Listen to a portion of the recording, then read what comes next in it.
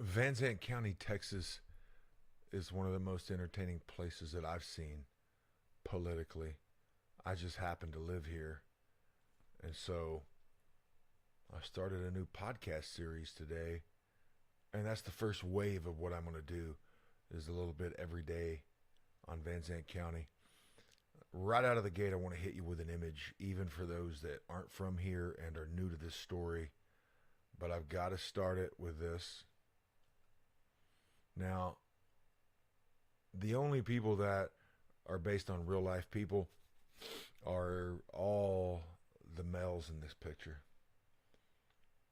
And by the way, I'm not a big fan of AI. It made me the ref, but didn't remove my gut. The two gentlemen at the table hate each other. In fact, they loathe each other. No Christmas gifts, no birthday cards. Remember these two guys. They are the centerpiece of why I'm posting this first episode today. And by the way, welcome to the very first episode of the Alexander Hour. I'm here at my modest little podcast studio in my home in Grand Saline, Texas. If you need podcasts, just message me. Yeah, I named it after myself. Had to do it on the fly because I wanted to get some of these episodes out on this crazy story here in Van Zandt County. So again, remember these two guys. The simple way to break it down is they hate each other. Again, the guy on the left, he used to own game rooms. He lost his freedom and lost his money and his business because I guess those were deemed illegal game rooms. Happened in an adjacent county. Now he's an advocate against game rooms. He wants them all removed. He used to love them. Now he hates them. That's the guy on the left with the longer beard. He owns Barbecue and a Prayer. He hates the guy on the right because the guy on the right is who he used to be. He currently owns game rooms. Now it's in a different county. The guy on the left hates the guy on the right, not just because he owns game rooms, but because he believes he has a politically motivated reason to stay open, and that it's the only reason he stays open is because he's in the DA's pockets. It's been implied that David Fox, the gentleman on the right, is only in business because of his affiliation with the Van Zandt County incumbent district attorney who's up for election again. Remember, I said it's election season. So before we go too much further, let's show you where Van Zandt County is. In hindsight, I'm not a big fan of this one. This one's not very scaled out. I blew it up too much. But Dallas is off to the west, Tyler to the east. Van Zandt County's circled. Canton's the county seat. To put it in perspective, I live in Grand Saline. It can be in downtown Dallas, depending on the time of the day, hour and 15 minutes. Remember, these two guys hate each other. Now, their hate had to develop somewhere, which is a big, big part of why I was brought into this story. Let me know if you've ever seen this. So, I hope every county out there in Texas and beyond has some crown jewel like this one where people can go and diatribe about the political process or businesses they don't like. This one was 13,500 strong. It was the epicenter of political discourse in Van Zandt County, but it also pissed a lot of people off. And this is where the two guys that hate each other, this is where their hate was sown the most. This is where lines were drawn, and the lines are directly through the equator there of the district attorney. The incumbent district attorney, Tonda Curry. She's up for re-election. Tonda's Texas Tough is the page here. You can see. Excuse me. I know she's been making some stops here. You can see she's out and about. I'm sure she's going to tout her record, which I'm not familiar with. But back to Van Zandt County Connect. The group's been paused. I've never seen anything like it. This first popped up a few weeks ago. It's like a soap opera. Look, you can't make any comments. You could be like, this looks like a pretty mundane page. Who cares if the comments are off or if it's paused? Well, I'd have to go through there and get all the political infighting. One of the big sticking points for people that didn't like this page is that Julie, the administrator, allowed anonymous posting. So we're all adults here. You can imagine where that was going. Some feelings were hurt. I don't know any of the players. I was merely an observer until I was dragged in and accused of being a political operative of the guy in the money suit on the right, David Fox. Now, David and I do not know each other personally, but after I posted this, we've texted back and forth. I've tried to get him to come in for an interview, and he's going to, but schedules and whatnot. He's definitely not opposed to it. Again, don't know him. Found him to be, nice and respectful, and we had a good conversation. But this page being hacked is where I was reeled in. I didn't want to be. So it's probably been 3 weeks when the administrator comes on and basically says she posts that she's been hacked and that she no longer has oversight of the page. And so I think naturally me and a lot of people probably thought, wow, they want to see who those anonymous posters are.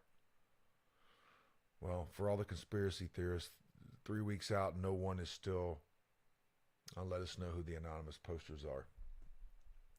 So I'm going to show you John, the guys who hate each other. Here's John's page, the barbecue and a prayer guy. I don't know John personally. I'm a big fan of the orange and black colors, though. But I don't know John, not judging John. I know John's put his testimony out there. There's crazy things that happened to him in life. All I know is that he and David Fox are at war. Now, some say the religious acts is the religious persona that John has. Barbecue and a prayer is the name of his business, after all. Some claim that persona is a facade and that he's only out for revenge and retribution. As the assistant DA on his case in the adjacent county, I believe, is our DA now. So a lot of people think that this is a retribution campaign. I'll show you. These guys are lobbing grenades at each other, and that's why I'm intrigued. That's why we're posting. John hates DA Tonda Curry.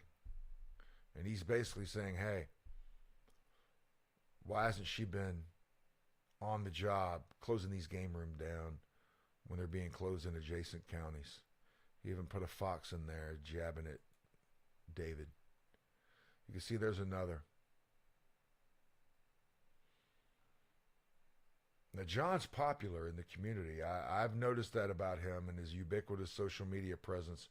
There's a lot of people that it looks like they come up wanting photos. So, kudos to you, John. There's another post with a fox in it. I mean, like I said, I'm Switzerland in this situation. I don't know. I'm getting into it because I was drug into it. We're going to get to it in a sec. So back to the page being hacked. So the gentleman at the far left here is Joe Donaldson. He's actually even bigger on social media in this area than anyone else in this imagery. Now, Joe has a bone to pick with the county, and he believes he's been done wrong, and he goes on and does AI videos, and I'm not going to lie, a lot of them are funny. Nothing tornado related, but I mean, they're just goofy and funny, and Joe's someone that I wanted to interview on the podcast because I wanted to do an entertaining podcast. His message is redundant about what was done wrong to him, and so I wanted to bring him in, get something on video, see if I could get some answers out of him, not combatively. I mean, Joe wants to be heard. I think that's the crux of the situation. He wants to be heard, so he pops up. So, Joe, kudos to you. I added you to this. Doesn't mean I think you're right. I don't know if you're right or wrong about anything you've posted. It doesn't mean I don't think that, you know, you could be batshit crazy and you could be a genius. That's why I want to interview you. So Joe's at the bottom. So how I got involved with the hacking situation is I reached out to Joe, like I said, several months ago before VZ Connect hit a fever pitch and said, hey, come into the studio, let me interview you. So he declined at first, scheduling. I don't think he's scared. It's a scheduling conflict and he doesn't live in this area.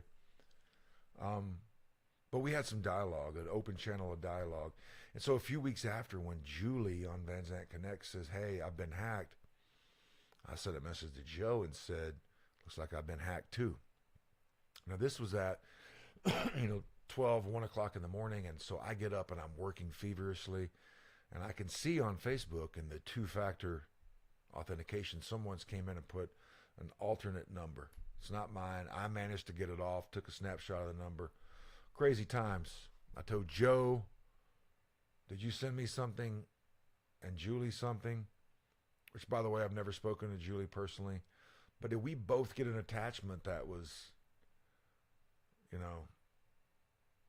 a virus or something that caused us to be hacked? And I figured out, no, I have not even opened anything from him. But anyway, I get it managed and I go to sleep. And in the morning, when I wake up, I discover I'm in a Facebook message that Joe had started. There's probably 7 or 8 people in it. And reading the messages real quickly, I determined that everyone in there claims to have been hacked. Now, the common thing among everyone else except for myself was they were regular posters on Zandt Connect. They were regular critics of the DA and other political figures in the county, which is a whole lot going on in the county with trying to redistribute some water to the Metroplex, a battery storage center, all these things, a new courthouse. We're going to get into all these in later episodes. But right now we're focusing on some more, funny stuff, more of a comical kind of side because these guys are fighting and it's Friday. No one wants to be that serious with everything going on in the world. And so I get involved in this group message where it's clear I'm the outsider. Everyone has a bone to pick with the DA. All I've ever contributed to the page was the movie poster about the debate. This one. I put this on the page and now I guess Joe thinks I'm part of some cool club. But quickly, they want me to denounce. 2 females just came at me wanting me to denounce Tonda in the group message. I don't know Tonda, the DA. Maybe it's her in the message. So I just declined and said, hey, I'm 50 years old. I'm not, I don't have to be told what to do. I've been hacked. I even showed the guys the number, and a few of them called that number. The one that tried to hack me, I even called it. She cussed me out, said it wasn't her, and blah, blah, blah. But anyway, they tell me that I'm an operative for David Fox, the guy on the right here, like some CIA tradecraft shit. Like I would care enough about the county that I would somehow infiltrate a group of people that hate the DA in order to I don't know. It was crazy. And the woman, look, I'm not judging her. I'm not going to say who these ladies were that were mad at me thinking I was, doing the devil's bidding. But they didn't want me on there, so they booted me off, and then Joe messaged me separately and said, hey, you gave a few people a weird vibe. And I said, oh, probably because I'm David Fox's friend on Facebook. David sent me a friend request after the movie poster. And who could blame him? I mean, it's pretty funny, right? The 2 guys hate each other. I'm not saying anything at all negative about the barbecue and a prayer guy or David Fox. I mean, the name of his place isn't Sit and Spin, right? The name of his place is, hang on a second, let's get over here and do it. The name of his place is the Fortune Club. This is what John, Big John, the barbecue guy, this is what he wants to shut down. This is why he's making posts daily directed at Mr. Fox. He wants to see the demise of Mr. Fox. Again, as you could see, you could just go all through these things here. All through these things here. Gives you numbers to call to report. And so I noticed recently he was also directing them to the public, letting them know, hey, if you're in the game room, they might come arrest your ass. But David, that's David on the right. Remember, the money suit guy. He's a businessman. He owns the game room. He owns numerous Facebook pages. One of them being the Zandt County Trading Post, which were today he posted something that currently has, well, let's see what it has. Looks like it's got 270 comments. I don't know when that's been refreshed. But essentially what this says, and remember, right, I'm toggling back and forth to paint a picture for those of you that don't know what's going on. The name on the trailer is Barbecue and a Prayer. LLC or whatever it is specifically. But Barbecue and a Prayer, John has that emblazoned everywhere, right? That's his brand, his moniker. That's how people know him. He does do a lot of catering business. He does do business. He's got a lot of fans. That's who we think of in the county when you see Barbecue and a Prayer. He's ubiquitous. He's everywhere, right? He's on social media. He's a preacher. He's an anti-gambling advocate. We know the name, Barbecue and a Prayer. But Dave, he cranked up the petty today, and he made sure and let everyone know. See, these documents filed with the state of Texas, you don't have to break it down and strain your eyes. Basically, he found out that the Barbecue and a Prayer LLC, the legal name, was in limbo due to some issues, and so he went and bought it. He now owns it. If that wasn't petty enough, which is pretty funny. I mean, I also laughed when I showed you that John uses Fox, an actual Fox, in his post about the game rooms. But you see here, David taunting, not giving too many cares about how the guy's going to retaliate. He basically says, imagine losing the business and the argument. Now, that's figurative. Obviously, he didn't lose the actual business. He lost the name. But I know what Mr. Fox means. And actions speak louder than words. Silence is expensive when deadlines are missed. New ownership, same name, higher standards. I mean, the last line alone is the pettiest of all. And it makes you wonder what John will do next, right? Where's John coming from? I had AI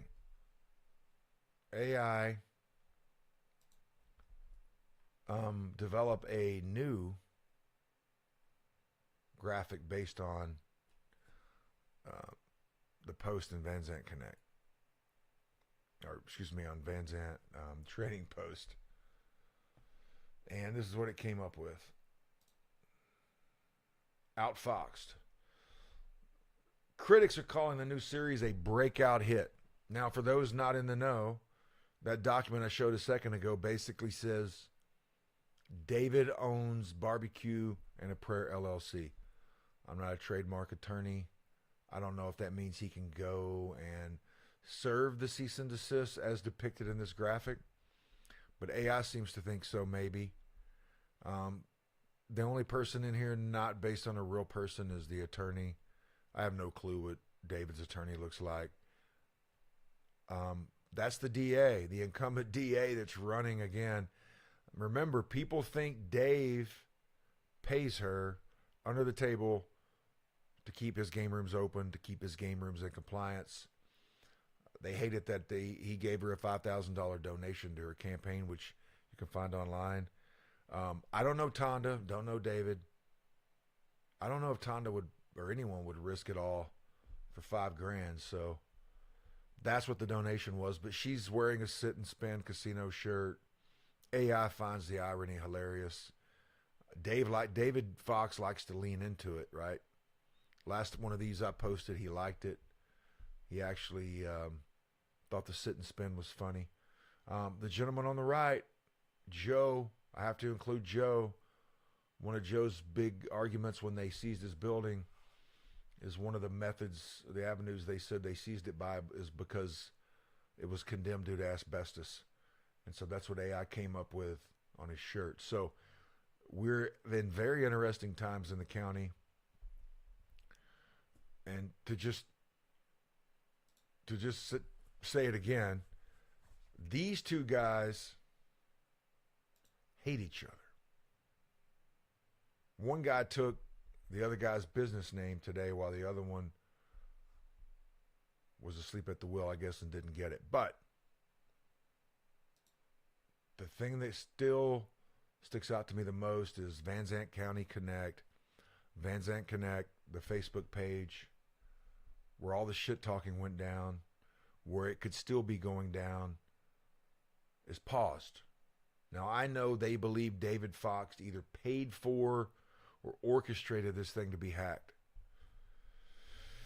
I mean, I asked David straight up on a phone call, and we talked about me interviewing him, and I do believe he'll come in. He laughed and thought it was absurd, and where do you even start? You know, where do you even start getting someone who knows how to hack? Probably have a better chance of hiring a hitman than finding someone that knows how to hack anything, right? So, first episode, brief, out of the way. We talk about a few things. We're going to revisit this. So if you want to be interviewed, if you can provide some context for some of the other issues they've had with the county, including the courthouse development and the water development, reach out. I'll have you on here. I try to be impartial and just look at it from both sides. But if something's absurd that I come across in this process that I don't agree with, I'll put it out here. The local news isn't going to do it. Local news is not going to say anything like what we can say on here. And that's okay. But this is what AI thinks is going to happen based on David Fox's latest post. Stay tuned. We'll have a new episode out. Well, hopefully late Saturday or early Sunday. It's 1 o'clock in the morning and I'm posting now live. So hopefully this will be archived and ready for you guys in the morning. I'm sure I'm going to know a lot of you watching. Have a good weekend.